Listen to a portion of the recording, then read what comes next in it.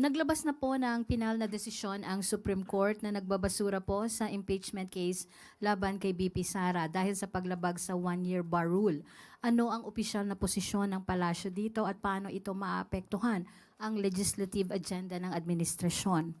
Igagalang po ng Pangulo, ng administrasyon, kung ano man po ang naging desisyon ng Supreme Court patungkol po dyan. Hindi naman po ito makakaapekto sa mga priority bills na nais ng Pangulo na maipasa. So, muli, ang Supreme Court po ang siyang final arbiter ng mga legal issues. So, nirerespeto po yan ng Pangulo.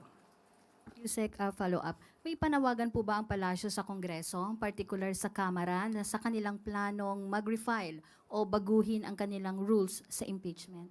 Trabaho po yan ng Kongreso. Hindi po makikialam ang Pangulo. Yusek, last one.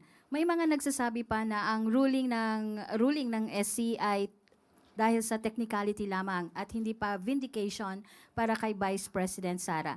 Naniniwala po ba ang administrasyon na ang final ruling na ito ay makakatulong sa pagpapahupa ng political tension sa ating bansa? Makikita naman po at mababasa natin kung ano naging desisyon ng Supreme Court.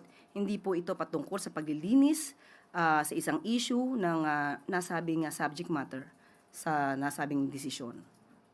So kung may pananagutan, sabi nga po ng Pangulo, kung dapat managot, dapat managot. Thank you, Yusek. Salamat po.